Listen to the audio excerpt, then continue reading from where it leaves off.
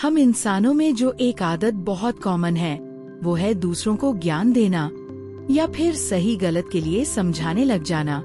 ऐसे में अगर कोई सच में इस बात को मान ले कि ज्ञान देने वाला इंसान बहुत इंटेलिजेंट है और बहुत काम की बातें बताता है, तो धीरे धीरे इतने लोग उसकी बातें सुनने और मानने लग जाते हैं कि जल्दी ही उसे मोटिवेशनल स्पीकर का दर्जा दे दिया जाता है। और अगर वो इंसान खुद भगवान बुद्ध का बहुत बड़ा भक्त रहा हो, तब तो लोगों में उसकी पहुंच हो जाना और भी ज्यादा स्वाभाविक है। मगर कहते हैं ना कि असल ज्ञानी वही है जिसे ये पता हो कि ज्ञान को लेकर लोगों की आवश्यकताएं क्या हैं। तो दोस्तों, आज की इस बुद्ध ज्ञान की वीडियो में हम आपके लिए एक ऐसे ही इंसान सिद्धार्थ की कहानी लेकर आए हैं जिसने अपना जीवन भगवान बुद्ध के आदर्शों को जानने में लगा दिया और फिर वो अपने अनुभव और अपने ज्ञान को और लोगों तक पहुंचाने लगा। मगर एक दिन उससे ऐसी भूल हुई कि उसे अपनी भूल को जानने के लिए वापस भगवान बुद्ध की शरण में जाना पड़ा। सिद्धार्थ ने जब कॉलेज खत्म किया तो उसकी आंखों में ढेर सारे सपने थे, कुछ बड़ा कर दिखाने के, अपना स्टार्टअप शुरू करने के और रुपयों के साथ साथ नाम कमाने की चाहत भी थी।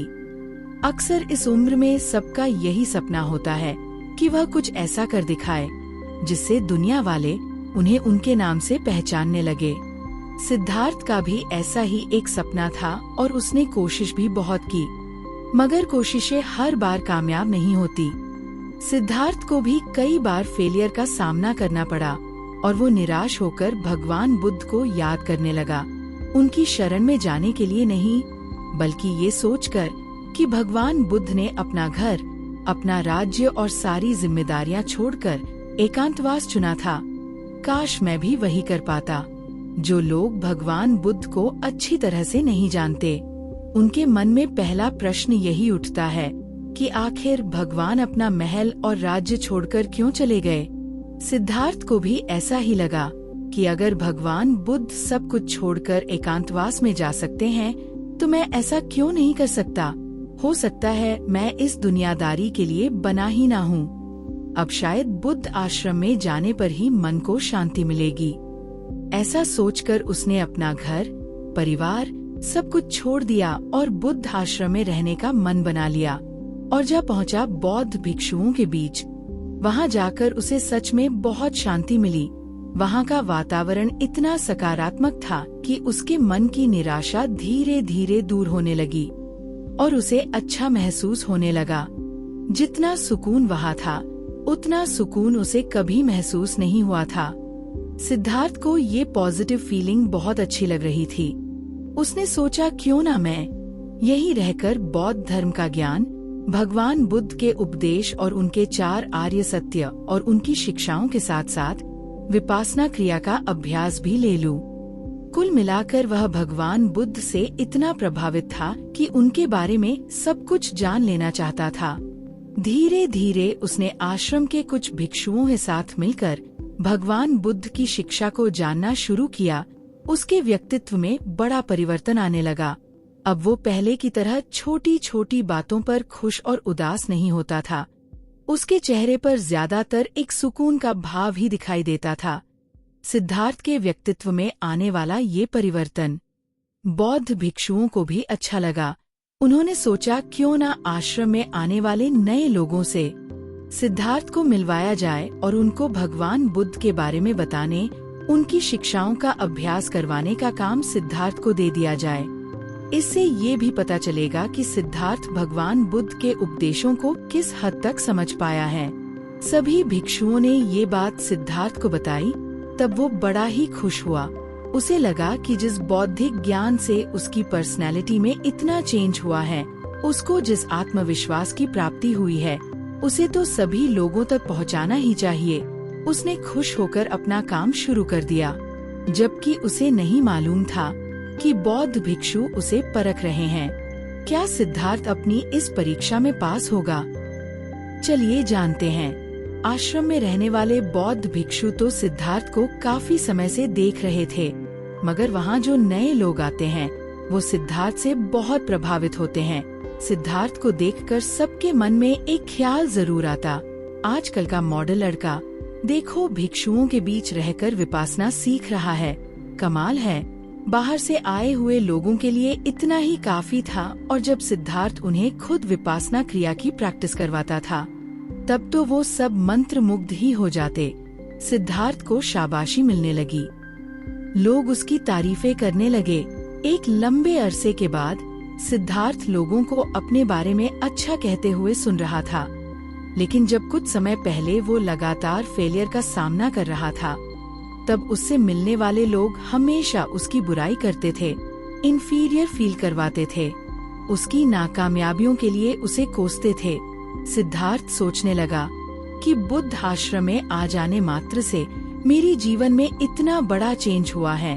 पहले मेरे आसपास के लोग मुझे किसी लायक नहीं समझते थे, मगर अब मेरे आसपास जो लोग हैं वो मेरी तारीफ करते नहीं थकते। ये तो अद्भुत है। यानी ज्ञान प्राप्त करना और उसे बांटना इस दुनिया का सबसे अच्छा काम है। सिद्धार्थ को इसी काम में मजा आने लगा। आश्रम में रहते हुए भगवान बुद्ध के उपदेशों को लोगों तक पहुंचाते हुए जब उसे थोड़ा समय और बीत गया, तब उसने बौद्ध भिक्षुओं से कहा, मुझे लगता है कि भगवान बुद्ध का ज्ञान जो मैं यहाँ आने वाले लोगों को दे रहा हूँ, उस ज्ञान की आवश्यकता इस आश्रम के बाहर की दुनिया में रहने वाले लोगों को ज्यादा है। अगर आपकी आज्ञा हो तो मैं अपने शहर वापस जाकर अपने परिवार और दोस्तों के बीच इस ज्ञान को बांटना चाहता हूँ। मैं चाहता हूँ जो सकारात्मक परिवर्तन मेरे जीवन में हुए हैं, मेरे आसपास रहने वाले लोगों के जीवन में भी हो जाए। बौद्ध भिक्षु तो सब समझते थे। उन्होंने भगवान बुद्ध को ध्यान करते हुए मन ही मन उनका धन्यवाद किया और सिद्धार्थ से कहा, बिल्कुल पुत्र, भगवान बुद्ध के उपदेशों को ज्यादा से ज्यादा लोगों तक पहुंचाकर उनका ही काम करोगे। उनके उपदेश एक ऐसी औषधि की तरह काम करते हैं जो मनुष्य के मन से सारे अंधकारों को दूर करती है। परंतु एक बात का हमेशा ध्यान रखना, कोई भी उद्देश्य किसी के लिए भी तभी कारगर होता है जब उसे उस उपदेश की या उस ज्ञान की आवश्यकता हो। बिना आवश्यकता के मिलने वाली चीजों का कोई महत्व नहीं रह जाता। ठीक वैसे ही जैसे किसी स्वस्थ व्यक्ति के लिए औषधियों का कोई महत्व नहीं रह जाता है। बौद्ध भिक्षु की बात सुनकर सिद्धार्थ को लगा कि भला ये कैसे सच हो सकता है। दुनिया में ऐसा कोई नहीं जिसे ज्ञान की आवश्यकता न हो। आपको क्या लगता है, क्या सिद्धार्थ का सोचना सही था? आइए इसका जवाब जानते हैं। सिद्धार्थ के मन में बौद्ध भिक्षुओं की कही हुई बात को लेकर शंका थी, लेकिन फिर भी उसने उन बौद्ध भिक्षुओं से कोई सवाल नहीं किया और चुपचाप उनकी हाँ में हाँ मिलाता रहा। इसके दो कारण थे। एक तो वो जल्द से जल्द आश्रम के बाहर की दुनिया में जाकर अपने ज्ञान को दिखाना चाहता था, और दूसरा कारण था आश्रम में आने वाले ज्यादातर बाहरी लोग सिद्धार्थ की तारीफ करते थे। इसीलिए सिद्धार्थ को भी ये लगने लगा था कि उसे तो भगवान बुद्ध के उपदेश अच्छी तरह से समझ आ चुके हैं। उसे कई लोगों से ज्यादा ज्ञान भी मिल चुका है, और अब अगर वो बौद्ध भिक्षुओं से कहेगा कि उनका सोचना या कहना गलत है, या फिर सिद्धार्थ को उनकी बात समझ में नहीं आई है, तो कहीं सिद्धार्थ के ज्ञान पर ही प्रश्न खड़े न हो जाएं, और हो सकता है कि बौद्ध भिक्षु को लगे कि शायद सिद्धार्थ के ज्ञान में किसी तरह की कमी रह गई है। ये सब सोचते हुए सिद्धार्थ ने चुपचाप रहने का फैसला किया। वैसे ही उसका आत्मविश्वास इस समय ऊंचे स्तर पर था। उसने सभी बौद्ध भिक्षुओं से आशीर्वाद लिया और निकल पड़ा आश्रम की दुनिया के बाहर। वो अपने घर पहुंचा तो उसके व्यवहार में काफी परिवर्तन था। ये देखकर उसके घर वाले बहुत ज्यादा खुश हुए। सबके मन में बार बार यही बात आ रही थी कि भले ही सिद्धार्थ अपने तमाम प्रयासों में असफल होने के बाद भगवान बुद्ध की शरण में गया था, मगर वहाँ से तो वो पूरी तरह से नया सिद्धार्थ बनकर लौटा है। सिद्धार्थ भी सबको प्रभावित करने के लिए हमेशा ही भगवान बुद्ध के बारे में बातें करता रहता, उनके उपदेशों को दोहराता रहता। धीरे धीरे आसपास के लोगों में उसकी चर्चा होने लगी। लोग अपनी छोटी मोटी समस्या लेकर उसके पास आने लगे, और कई बार वो लोगों की समस्याओं का सटीक समाधान भी बता देता था, क्योंकि वो आश्रम में बौद्ध भिक्षुओं के साथ रहकर ये सब सीख चुका था और भगवान बुद्ध के सभी उपदेश भी उसे अच्छी तरह से मालूम थे। जब लोगों को उसकी बातों से अपनी समस्याओं का समाधान मिलने लगा तो वो और पॉपुलर हो गया। फिर तो बड़े बड़े लोग उसके सेमिनार करवाने लगे, जिससे वो और ज्यादा लोगों तक अपने ज्ञान को पहुंचा सकें और भगवान बुद्ध के उपदेशों के जरिए लोगों को उनकी समस्याओं का समाधान भी मिलता रहेगा। धीरे धीरे उसकी ख्याति और ज्यादा बढ़ी। उसका नाम देश के जाने माने मोटिवेशनल स्पीकर में शामिल हो गया। सिद्धार्थ इस बात से बेहद खुश हुआ कि ये ज्ञान देने का काम तो अब उसकी आमदनी का जरिया भी बनने लगा था। एक बार जो आमदनी शुरू हुई तो और ज्यादा पाने की चाहत ने भी जन्म ले लिया। फिर सिद्धार्थ ने अपने प्रचार शुरू करवा दिए और लोगों को भी कहने लगा कि सिद्धार्थ अपने ज्ञान से किसी के भी दुख को दूर कर सकता है, क्योंकि भगवान बुद्ध की उस पर विशेष कृपा है। धीरे धीरे ये सारी खबरें बौद्ध भिक्षुओं तक भी पहुंच गई। उन्हें तुरंत समझ आ गया कि सिद्धार्थ को अपने ज्ञान का अहंकार होने लगा है। बस फिर क्या था, उन भिक्षुओं ने सिद्धार्थ के मन से ज्ञान के इस अहंकार को मिटाने की योजना बनाई। वो योजना क्या थी और कैसे सिद्धार्थ को सही रास्ते पर ले आई, चलिए जानते हैं। बौद्ध भिक्षुओं ने सिद्धार्थ को एक पत्र लिखा, जिसमें लिखा था, प्रिय सिद्धार्थ, तुम जिस श्रद्धा और विश्वास के साथ भगवान बुद्ध के उपदेशों को लोगों तक पहुंचाने में लगे हो, वो प्रशंसा के योग्य है। भगवान बुद्ध के उपदेशों को सुनकर समझ लेना और फिर उन्हें अपने जीवन में उतार लेना किसी भी मानव के जीवन में सहायक हो सकता है। इन उपदेशों से न सिर्फ साधारण मनुष्यों की अनेक उलझन दूर होती है, बल्कि जीवन के प्रति उनका नजरिया भी बदलने लगता है और इसीलिए वो अपने दुखों को भूलकर आगे बढ़ जाते हैं। इस तरह देखा जाए तो भगवान बुद्ध के उपदेशों को ज्यादा से ज्यादा लोगों तक पहुंचाकर तुम ज्यादा से ज्यादा लोगों का दुख दूर कर रहे हो। आश्रम में रहने वाले सभी बौद्ध भिक्षु तुम्हारे इस सामाजिक कार्य की प्रशंसा करते हैं। तुम अपने आसपास के क्षेत्रों में कई लोगों की समस्याओं का समाधान करके उनको जीवन जीने की नई राह दिखा रहे हो। इसीलिए हम चाहते हैं कि अब तुम एक ऐसी जगह पर जाकर लोगों की सहायता करो, जहां लोग बहुत ज्यादा दुखी और परेशान हैं। उनके दिलों में जीवन के प्रति निराशा भर चुकी है। वो चाहकर भी अपने दुखों से उभर नहीं पा रहे हैं। तुम जैसे सकारात्मक व्यक्ति जब कुछ दिनों तक उनके साथ रहेंगे, तो उनकी स्थिति में अवश्य ही सुधार होगा और हो सकता है कि तुम्हारे ज्ञान के प्रकाश से उन लोगों का चित्त भी जागृत हो जाए। तब निश्चित ही वो अपने दुखों को भूल जाएंगे। उस जगह का नाम और पता पत्र के नीचे लिखा है। सिद्धार्थ बौद्ध भिक्षुओं का पत्र पढ़कर बड़ा खुश हुआ। उसने सबको वो पत्र दिखाकर कहा, देखो, बौद्ध भिक्षुओं को भी मेरी योग्यता पर कितना भरोसा है। तभी तो उन लोगों ने पत्र भेजकर मुझे एक विशेष जगह पर जाकर भगवान बुद्ध के उपदेशों का प्रचार प्रसार करने की बात कही है।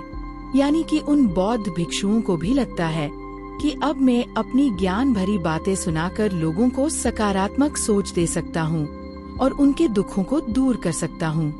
घर वालों ने खुश होकर उसे आशीर्वाद दिया और वो निकल पड़ा उस खास जगह के लिए। मगर जब वो वहाँ पहुँचा तो ये देखकर परेशान हो गया कि वो एक पिछड़ा हुआ गांव था, जहाँ कोई महामारी फैली हुई थी। गांव का हर परिवार दुखी और परेशान था, क्योंकि हर परिवार में एक न एक सदस्य महामारी की चपेट में आ चुका था।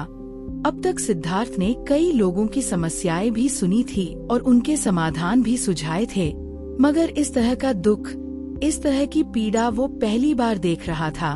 फिर भी उसने खुद पर विश्वास रखते हुए अपने साथियों से कहा कि वो सभी गांव वालों तक ये खबर पहुंचा दें कि कल वो सभी गांव के बड़े मैदान में इकट्ठा हो जाएं। कल मैं वहां भगवान गौतम बुद्ध के उपदेशों को समझाऊंगा और उन उपदेशों से गांव वालों के दुख दूर होकर उनको ज्ञान का प्रकाश मिलेगा। सिद्धार्थ के साथियों ने ठीक वैसा ही किया। अगले दिन जब सिद्धार्थ पूरी तैयारी के साथ उस बड़े मैदान में पहुंचा, तो ये देखकर हैरान रह गया कि आधे से ज्यादा मैदान खाली पड़ा था। गिने चुने लोग ही उसकी ज्ञान भरी बातों को सुनने के लिए आए थे। फिर भी सिद्धार्थ ने हिम्मत नहीं हारी और ये सोचकर मंच पर चढ़ गया कि जब मेरी मधुर वाणी यहाँ गूंजेगी तो हो सकता है कि बाकी गांव वाले भी यहाँ इकट्ठा हो जाए। सिद्धार्थ ने बोलना शुरू किया और पूरे आत्मविश्वास के साथ तेज वाणी में अपनी बातें कहता रहा, मगर बचे हुए गांव वालों में से एक भी आदमी नहीं आया और जो लोग वहां पहले से मौजूद थे वो भी उठ उठकर वापस जाने लगे। पहली बार सिद्धार्थ ऐसी किसी स्थिति का सामना कर रहा था जब लोग ना तो उसकी बातें सुन रहे थे और ना ही भगवान बुद्ध के उपदेशों में कोई रुचि दिखा रहे थे। सिद्धार्थ बुरी तरह निराश हो गया और सीधा उन बौद्ध भिक्षुओं के पास जा पहुंचा। बौद्ध भिक्षुओं के पास आकर सिद्धार्थ ने शिकायत करते हुए कहा, आपने मुझे कैसी जगह भेजा था? वहाँ के लोगों में इतनी भी चेतना, इतनी भी समझ नहीं थी कि वो मेरे ज्ञान भरी बातों को ग्रहण कर सके। उनके दुख का कारण उनका ये अज्ञान ही है और इसी अज्ञानता की वजह से उनकी बुद्धि कुंद पड़ चुकी है। अब ऐसे में उन्हें ना तो भगवान बुद्ध के उपदेश समझ आ सकते हैं और ना ही किसी दूसरी तरह के ज्ञान की बातें। वैसे भी भगवान बुद्ध के उपदेश समझना हर किसी के बस की बात नहीं है। इतना सुनते ही बौद्ध भिक्षु हंसने लगे और अपनी पुरानी बात को दोहराते हुए सिद्धार्थ को समझाने लगे, देखो पुत्र, जब तुम यहाँ से बाहर जाने के लिए आज्ञा मांग रहे थे तब भी मैंने तुम्हें यही बात समझाई थी कि बिना आवश्यकता के दी जाने वाली हर एक चीज महत्वहीन हो जाती है, फिर चाहे वो ज्ञान ही क्यों ना हो। तुम्हारा संकल्प लोगों के दुख दूर करना था या फिर भगवान बुद्ध के उपदेशों का प्रचार प्रसार करना। तुम इन बातों में भेद नहीं कर पाए और खुद को इस बात का श्रेय देने लगे। भगवान बुद्ध ने जीवन के जो 4 आर्य सत्य बताए हैं उन्हें याद करो। जीवन का पहला सत्य है दुख, यानी जीवन में दुख होते ही है। दूसरा सत्य है दुख समुदाय, यानी हर दुख का कोई ना कोई कारण होता है। तीसरा सत्य है दुख निरोध, यानी हर एक दुख का अंत भी निश्चित है। और चौथा सत्य है दुख निरोधगामिनी प्रतिपदा, जिसका मतलब है दुख से स्वतंत्रता की ओर जाने के लिए हमें ज्ञान की आवश्यकता होती है। इन चारों आर्य सत्यों को ध्यान में रखते हुए ही तुम भगवान बुद्ध के उपदेशों को लोगों के दुख का समाधान बना सकते हो। परंतु अपने ज्ञान के अहंकार के साथ तुम ये भूल चुके थे। तुम गांव में गए, गांव वालों को भी देखा, मगर उनके दुख की वजह को दूर करने का प्रयास नहीं किया और ना ही ये जानने की कोशिश की कि उस समय उनकी आवश्यकता क्या थी, ज्ञान या फिर औषधि। इतना सुनते ही सिद्धार्थ का चेहरा मुरझा गया। उसे अपनी गलती समझ आ चुकी थी। बौद्ध भिक्षुओं ने उसे समझाते हुए आगे कहा, देखो पुत्र, तुमने यहाँ रहते हुए जिन लोगों को भी उपदेश दिए और ज्ञान की बातें बताई, वो सब इसलिए तुमसे खुश और संतुष्ट थे क्योंकि तुमने उनकी आवश्यकताओं को पूरा किया था। ये वही लेने तो आश्रम में आए थे। फिर जब तुमने अपने आसपास के लोगों को ज्ञान और उपदेश दिया तब वो तुम्हारी सकारात्मक सोच से प्रभावित होने लगे। इन सब में तुम सेवा का पाठ पढ़ाना भूल गए। जहाँ सेवा की आवश्यकता हो वहाँ उपदेश सेवा के बाद ही कारगर साबित होता है। जाओ, मैंने औषधियों की व्यवस्था कर दी है। अब तुम इन बौद्ध भिक्षुओं के साथ जाकर उन गांव वालों की सेवा करो, उनके दुख को दूर करो, तब उन्हें ज्ञान और उपदेश की बातें अवश्य समझ में आ जाएंगी। सिद्धार्थ की तरह हम लोग भी कई बार भूल जाते हैं कि कोरे ज्ञान से किसी की भी सहायता नहीं की जा सकती है। भगवान बुद्ध ने भी अपना जीवन मानव सेवा और कल्याण में लगा दिया था।